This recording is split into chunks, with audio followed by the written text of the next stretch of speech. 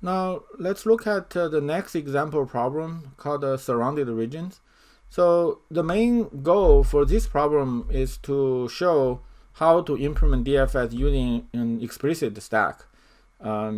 So instead of making recursive calls in the function, so this has an advantage. The explicit stack will be allocated on heap, which is generally larger than the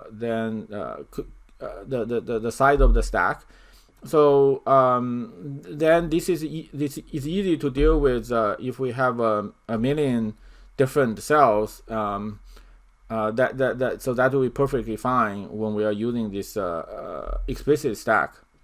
So this is a problem, example problem, problem description. So we are given a 2D board that contains either X or O, and what we need to do is to capture all the regions surrounded by X. And capture meaning we are going to flipping all the O's into X in that surrounded region. So if we look at this example input, these three O's are surrounded by X. So I guess this is defined as a four-way connection. So then they should be replaced with X. This O, on the other hand, is connected to the boundary, to the outside. So this is not surrounded. So this one should be left unchanged. So that's what we need to do. So there are different ways to do this problem.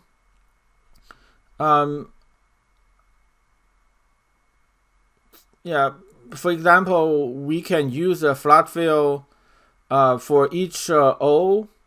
If we overwrite it with something, and then we will see whether we are actually reaching the boundary. If we reach the boundary, then they're not captured. We mark that.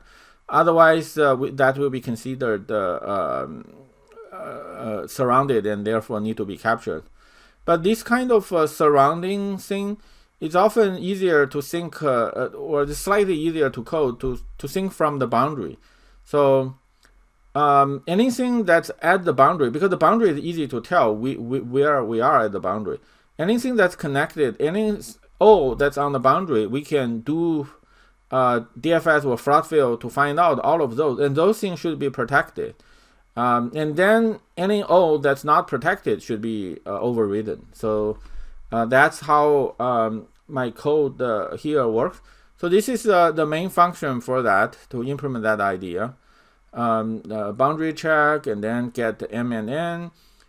And this is checking, I guess, the first row. In the first row, if I see anything that's O, I'm going to call DFS on that cell. So this will basically flood fill to overwrite that O with some other value.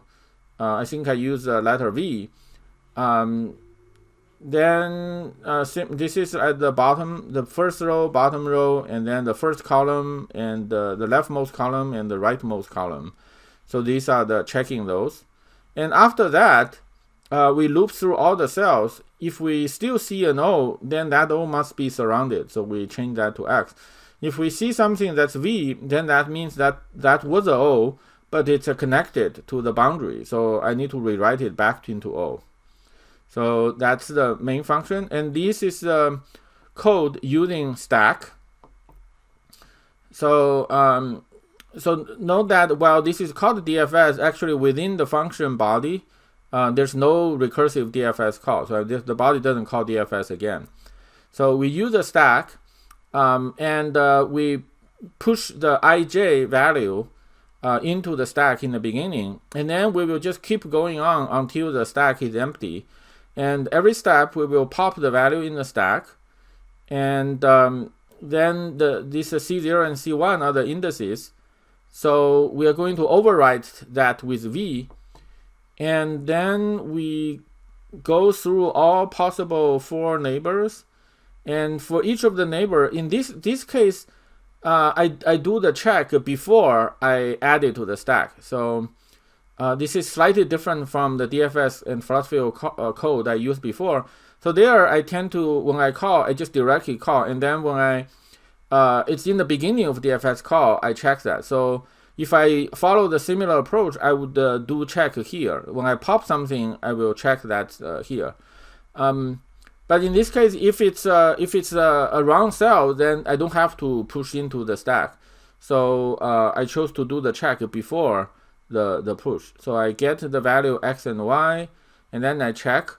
So only when X and Y are both within boundary and the cell is O, I'm going to add it into the stack. So then anything added to the stack will be processed one by one. So this is, I think the process essentially the same order as using DFS. But here, instead of using recursive call, I use the stack to actually store it. And the benefit is the stack will be allocated on the heap. So this will be, in general, they'll be bigger. We don't need to worry about running out of a stack space. So that's this problem.